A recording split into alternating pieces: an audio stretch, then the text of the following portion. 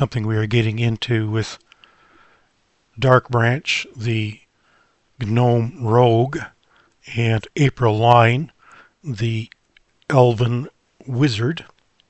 Why would they want to go to Snowbush? What is their goals in this idea? And but currently they are on a boat, and there will maybe be some incident with one of the sailors that they might help to deal with, so look forward to that.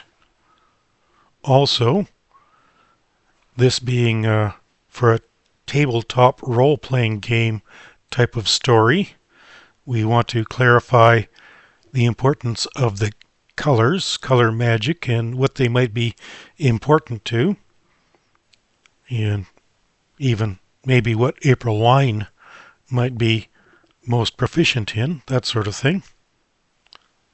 And we are also talking about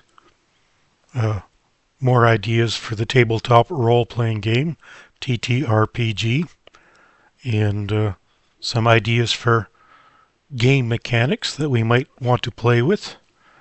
Our own very simple ideas for how to deal with levels of difficulty in whatever you're trying, and how to limit it to 1d6 to decide things.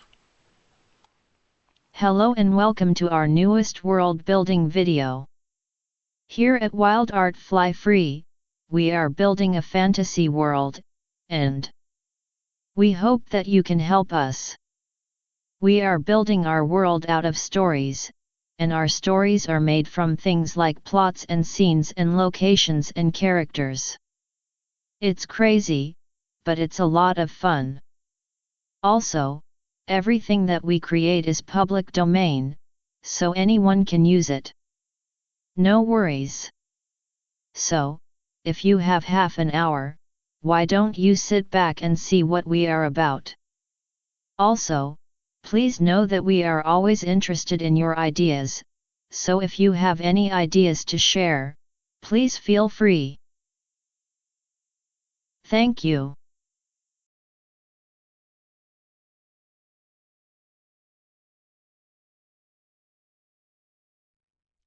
Also, in our previous videos, we have named Arapangea.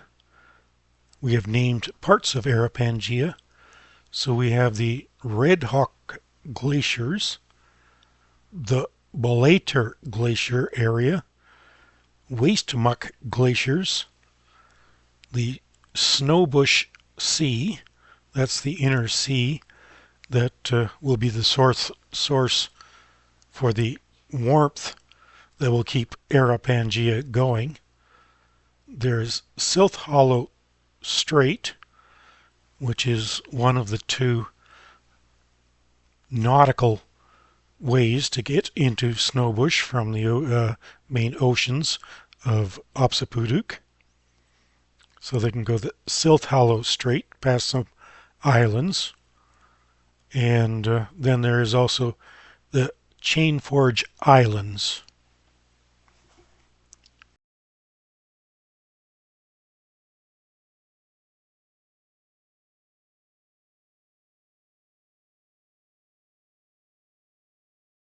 Why does April Line and Dark Branch each want to go to the Snowbush Sea? This is something that Bunny and Owl will each need to think about. Our favorite players, Owl and Bunny, don't need to share their ideas, but they can if they like. That is also true for their PCs. April Line can tell anyone he wants to about his motives and his goals. But, for the sake of the story, maybe Bunny wants his character to be more mysterious. Or, maybe either Bunny or Owl hasn't made up their mind yet. That could be because either April or Dark aren't sure about why they are doing what they are doing.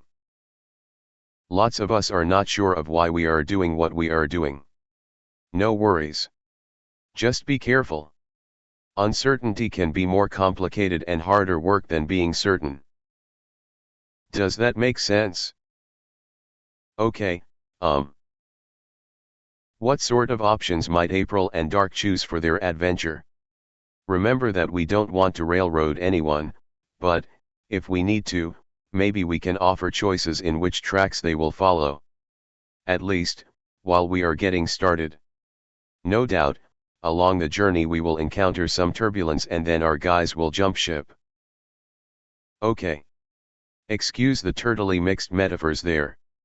I was on a roll. Anyway. Let's see if we can think of some options for traveling from the Wild Pebbles beach area to the Snowbush Sea. Of course, they could go by the shortest route, over the frozen glaciers. But, that sounds pretty scary. Earlier, we did a random word drop for the Waste Muck Glacier area. We got some of what might be references to science. And, what if there is a scientific expedition that are exploring the glaciers? A lot of scientists have tried to get to both the North and the South Poles on our planet. So, could April Line and Dark Branch join something like that? We would probably find some interesting monsters in the ice. We would also probably get to know some interesting characters that we would need to rely on. Okay. We can think on that. Another choice would be to go by boat. There are smugglers, no doubt. Would signing up for smuggling and maybe some modest piracy? Would that be any safer than ducking ice hippos on the glaciers? Or, how about walking along the shoreline? We could try to travel just at night, except that, we are near the North Pole. Remember, the sun never comes up very high or goes down very low. There is always at least some dim light. Except, when it is cloudy. Anyway, might our heroes decide to chance it? What if they get a map that promises to help? Or, what if our guys decide to stay at Wild Pebbles? Do either of our heroes have a deadline? Should we give them one? It would probably be pretty easy to chase them out of the Wild Pebbles area. Or, maybe we could have a cool campaign based just on Wild Pebbles. Can you think of one? Probably not. They are young and active and will probably want to move on. They do have personal goals, don't they? Anyway. How much do we need to prepare for each of these possible campaigns going to Snowbush? Do we have any NPCs who might come along? Can we get a start on the sort of drama and intrigue that we should expect in the Snowbush Nation? What do you think?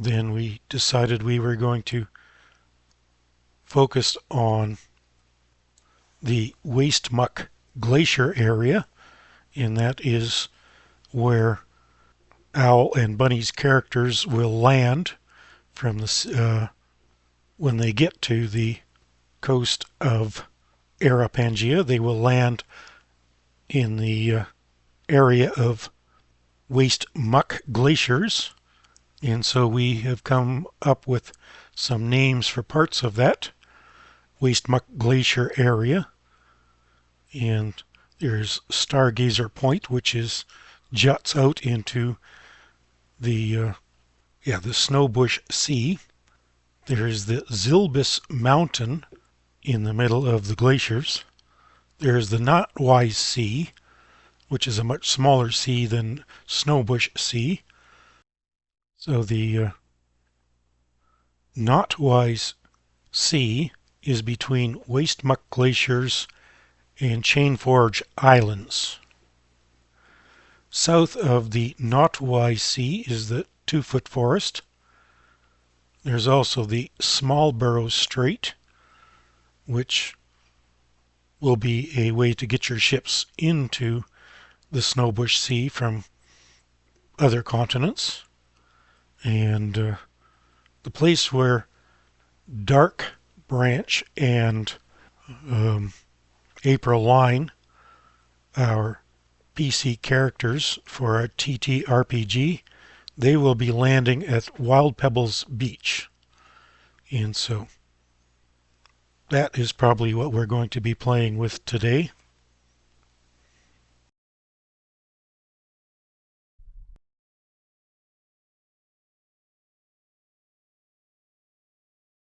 Planning. Okay.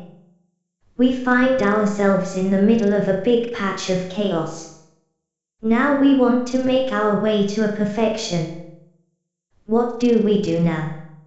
Should we just wander around inside the chaos until we trip over a nice patch of perfect? Some people are like that. No. That isn't really being creative. Gold panning the chaos isn't creating, is it? It's more like prospecting. Anyway, we need to imagine how our current crop of chaos might lead to some sort of perfection. We fix that place in our mind and then we go toward that direction. We should probably make a plan. Planning is building a map through our timeline. We want to move toward our perfect vision. Who will do what? How long should it take and how do we know when it's done? How long before we are halfway there? How much story should we have at that point? How much will be for sure and how much is just guessing?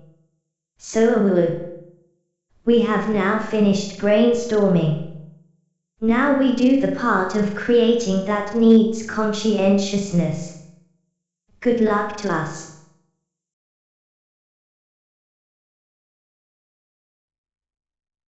Okay, going back to our previous videos, we have a world called Opsipuduk, and we are now focused on the continent of Arapangia.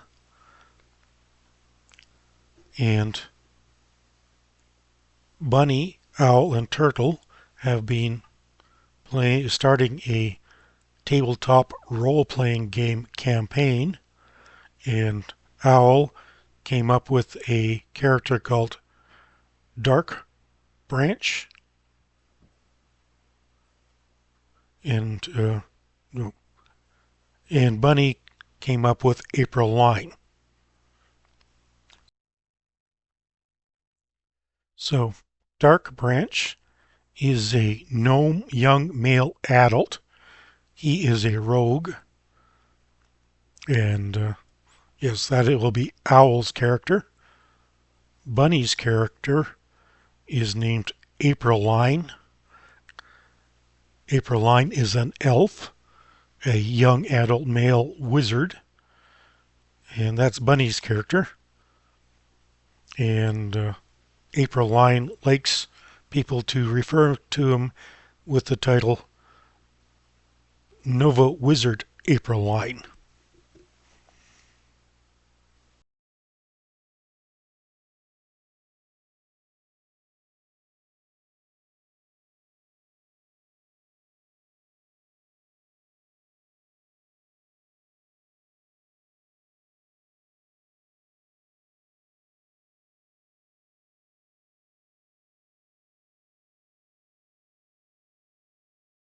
We have some game mechanics to try out and play with. The night is cold and dark and wet and windy.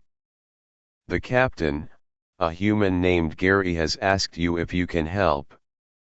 The kobold sailor, Dalig, is caught in the rigging. Everyone who is capable is too busy to help the little bugger. But, the captain knows a little about the elf wizard named April Line and the rogue gnome named Dark Branch. So, Captain Gary has come to ask you if you would try to help get the kobold Dalig out of the rigging. He is high up and he is swinging around like a pendulum. Dalig is messing us up as we adjust the sheets. Bunny, we haven't talked about what sorts of skills your guy, April Line, has, but as of now he can create a fireball that gives off heat and light. If you were more advanced you could do one or the other, but for now, you make the kind of fireball that gives off both heat and light, and maybe some smoke. An owl, your guy, Dark Branch, can climb so he can go up the masts and swing on ropes and will be able to get to the kobold Dalig. But, it is raining and the wood is slippery and it is windy up there and the sails make the wind tricky. Does that all make sense? Got it so far. I am going to hold the light, using magic, so that owl. Sorry. Let me start over. That is, April Line will levitate a fireball to make light, to help Dark Branch as he goes scampering up the rigging to save the kobold. Is that about it, Turtle?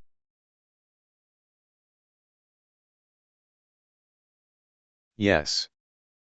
But, the big challenge will be for you, Bunny, and you, Owl, and myself.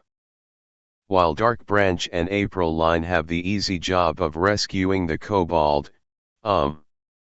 Dalig. While our characters are doing their thing, we will be building and testing some game mechanics. So, Bunny, we need your skills in creating and storytelling, so try not to get your identity confused with April Line again. Ha, ha. Back at you, Turtle. I see that you have drawn a chart or a map for the rigging that not Owl, but Owl's character, Dark Branch, will be climbing on. Yes. We will be able to track Dark Branch roughly, but we won't be able to track the fireball so easily. I think that we will just need to keep track of that in our minds. Or, more likely, we won't track it, but just pretend we are. If you know what I mean. We will say things like, it's only 3 feet from the sails and with the wind, the chances of touching the sails are unlikely. Anyway, we will get to that. Just keep in mind that the adventure is probably going to go better for Dark Branch and April Line than it will for us. It's okay, Turtle. We get it and we are here for you. Thank you, Owl, and thank you, Bunny. Okay. What's next?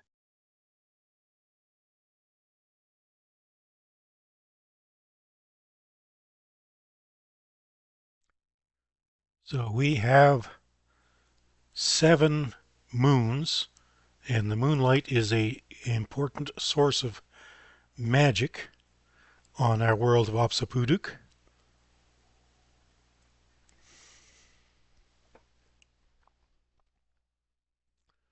So the 7 moons that are a source of magical light for our world, their names are Blith.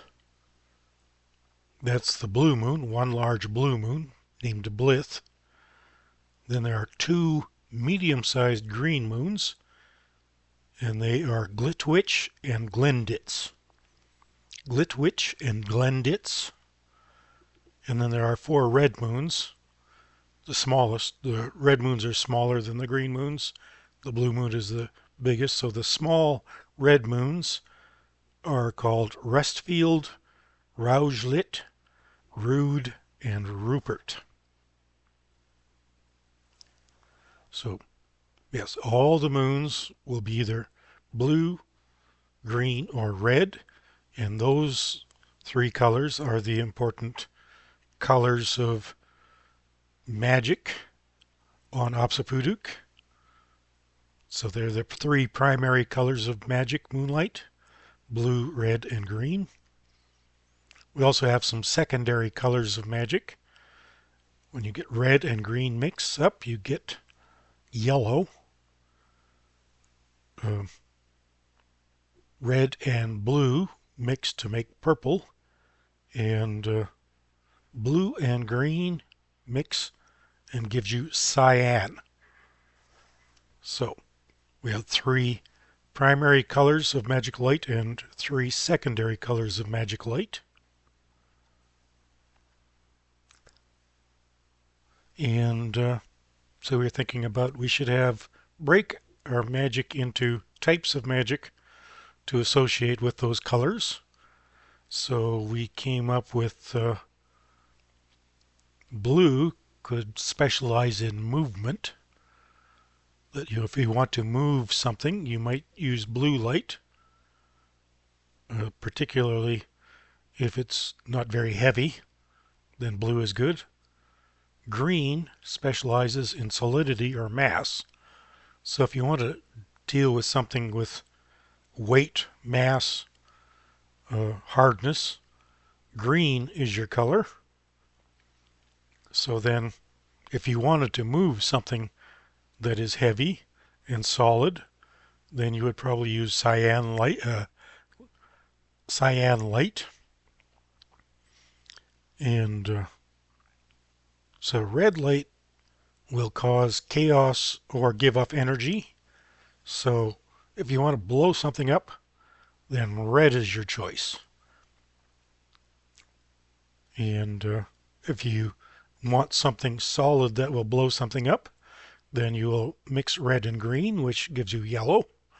So yellow light if you want to make a bomb, right? Something solid that will blow up. And if you want to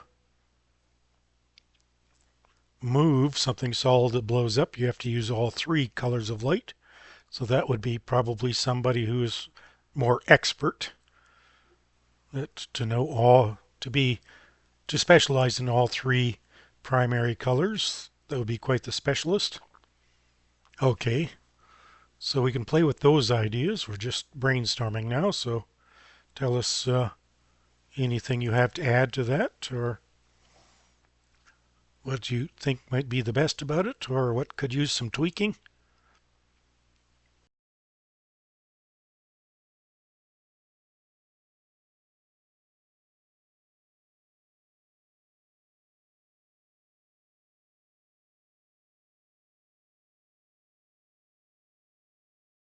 So, we do want your ideas, so here are some questions that you might mull over and help us with.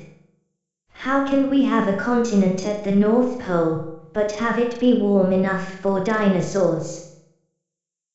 If we have volcanoes for heat, how do we live with the smoke? We are thinking that Arapanger is very isolated from the rest of the world, even though it would be a short trip by ship from most other continents. So, what would stop other peoples from coming north to visit? What sort of people will live on Arapanger? And, besides questions about Arapanger and Oxopuduk, we are also wondering, what game mechanic should we focus on for playing our TTRPG? As we do design our own game mechanic, what ideas should we borrow from other games? We are committed to being public domain, so we need to keep that in mind. But what do you think are the best parts of playing a TTRPG? What might we try to do better? What game mechanic bits really deserve to get played with? We really do hope to hear from you, so leave your ideas in the comments. And thank you.